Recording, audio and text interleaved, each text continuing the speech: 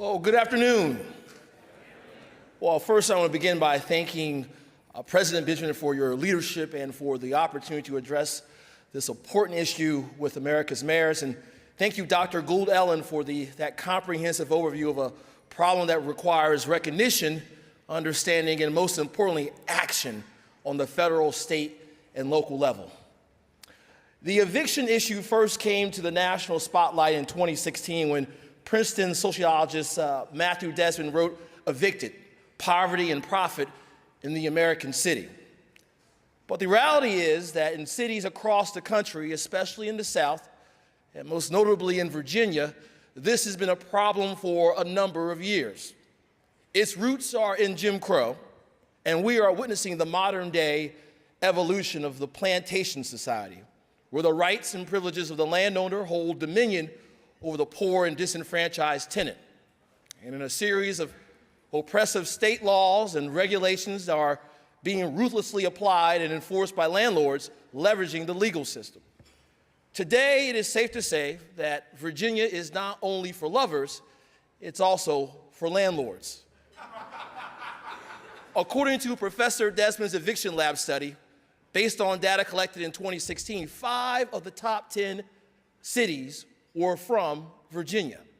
And my city, Richmond, has the highest eviction rate, the second highest eviction rate in the country at 11.4%, roughly 9% above the national average.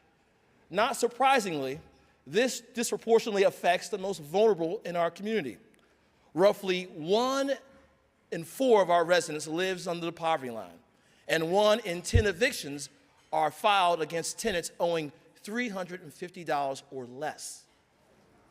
And in our HUD-run public housing communities, where much of this poverty is concentrated, nearly 1 in 4 residents had eviction notices filed against them in 2016. Now imagine the trauma, psychological and financial, that this produces in the families already struggling to survive, those families who are living on the brink. Desmond is famous for saying in his book, the fate of the African-American men is to be locked up, and African-American women to be locked out. As the son of a former felon who grew up on free and reduced lunch, I understand the impact of being poor and disenfranchised can have on a family. For all practical purposes, it locks you out of opportunity. Evictions lock you out of opportunity.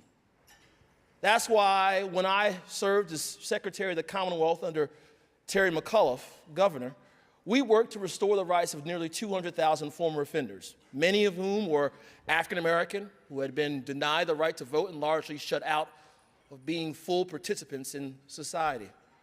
Restoring rights is about restoring opportunity. Being locked out or evicted is the equivalent of losing opportunity. We know that evictions in our city disproportionately impact African Americans in single-parent households led by women with children. I've seen firsthand the impact of eviction can have on a family. My family, led by my grandmother, was never evicted from a home. However, my grandmother was like very many grandmothers out there. She was open and welcoming to all. So I saw a number of family and friends who came to grandma's house after being locked out or evicted. The trauma from these evictions affect the ability of our most vulnerable adults to get jobs, access to health care, and other benefits like food stamps and the ability to rent or own property in the future. And it makes it harder for children to have the vital component of stability in their lives that is necessary for them to grow and learn. So where do we start? Well, a legal work group in our city that has been studying the issue has identified nearly 36 state laws and policies as creating obstacles for tenants and perpetuating the eviction crisis, the downward spiral. Virginia needs to adopt what many states will refer to as the warrant of habitability, where tenants in non-payment of rent cases can stay if they can demonstrate that the conditions under which they live in entitle them to rent credit that is equal to or greater than the unpaid rent. This would protect renters in 2 ways: by giving them the opportunity to stay and obligating a landlord to maintain a fit and habitable residence, but currently this does not happen in Virginia. We need to expand the right of redemption. Until about 1992, once a non-payment of rent case was filed, a tenancy could not be saved even if the landlord were made whole with the payment of rent, late fees, and court costs. Now, this can be done, but only once in a 12-month period, and there is no rational reason for this limitation. Once the landlord has been made whole, the tenant should be allowed to stay. But this does not happen in Virginia. We need to reform bond appeal on eviction cases. The simple act of fighting an eviction can bankrupt a family on the edge. Unlike every other civil case where the bond for appealing a judgment is the amount of the judgment, in Virginia, it is the amount of the judgment plus up to 12 months future rent in advance. Most states only require rent to be paid into court. Most states only require the month's rent to be paid. Not in Virginia, though. This needs to change. Local governments also have an opportunity to play an important role as well.